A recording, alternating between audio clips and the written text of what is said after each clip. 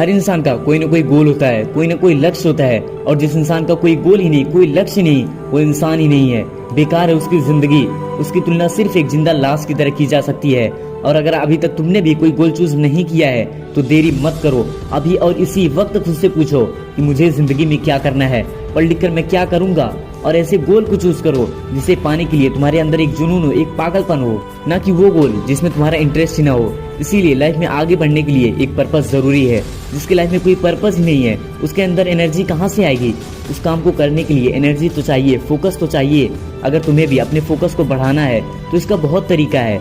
उनमें से एक है कि तुम्हारे आसपास जितने भी डिस्ट्रैक्शंस हैं उन सब से दूर हो जाओ, या फिर जो चीज तुम्हारे ध्यान को इधर उधर भटका रही है उसको वहां से हटा दो। तभी आप अपने ध्यान को एक जगह पर लगा पाओगे, तभी आप अपनी कंसंट्रेशन पावर को बढ़ा पाओगे। दूसरा तरीका, मेडिटेशन करो, अपने मन को शांत करो। आपने स्वामी विवेकानंद का नाम जरूर सुना होगा। स्वामी जी 1 घंटे में 700 पेज याद कर लेते थे। जब ये बात एक फिलोसोफर को पता चली तो वो बहुत आश्चर्य हुआ कि एक आम इंसान का ब्रेन इतना पावरफुल कैसे हो सकता है। उसने स्वामी जी से पूछा कि आप इतने कम समय में कैसे इतना ज्यादा याद कर लेते हैं। तो स्वामी जी ने बहुत खूबसूरत जवाब दिया कि अगर हम अपने तन और मन को शांत करेंगे और फिर हम पढ़ेंगे तो बहुत ही कम समय में याद हो जाएगा और हमारा कंसंट्रेशन पावर यानी फोकस एबिलिटी भी बढ़ जाएगा। तीसरा तरीका, जिस टाइम आप खुद को फ्रेश महसूस करो उस टाइम स्टडी करो। मेरे कहने का मतलब है कि अगर आपको सुबह पढ़ने में मन लगता है तो सुबह पढ़ो या फिर शाम को पढ़ो। उसे अपने डेली रूटीन में फॉलो करो।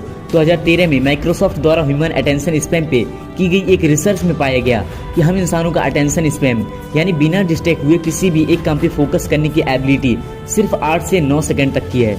तो इसीलिए हमें अपनी फोकस पावर और अटेंशन स्पैम को बढ़ाना बहुत ही जरूरी है, क्योंकि हमारे आसपास बहुत ऐसी चीजें हैं जो हमारे फोकस एबिलिटी के साथ साथ हमारे अटेंशन स्पैम को भी घटाती हैं।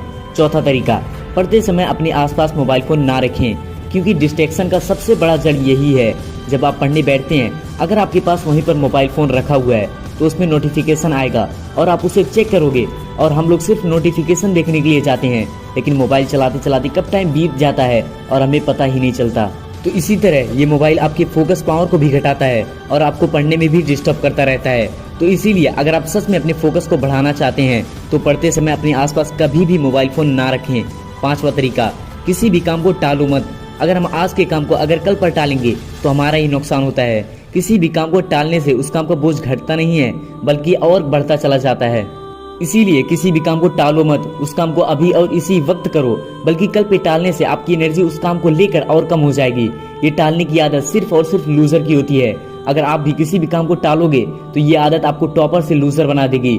इस हैबिट ने सिर्फ स्टूडेंट्स की नहीं बल्कि पता नहीं कितनी लाखों करोड़ों लोगों की जिंदगी बर्बाद कर दी है, जो ये कहते हैं कि यार आज नहीं कल कर लूंगा। इस वीडियो के अंत में मैं आपको सिर्फ इतना ही कहना चाहूंगा कि जिंदगी में अगर आगे बढ़ना है तो छोटी छोटी परेशानियों पर ध्यान न देते हुए अपने जिंदगी में आगे बढ़ो, खुद से लड़ो, खुद को जीतो। और अभी तक आपने इस वीडियो को फोकस के साथ लास्ट तक देखा, इसके लिए आप सभी को वेरी वेरी थैंक्स। मिलते हैं अगली वीडियो में, तब तक के लिए बेस्ट ऑफ लक।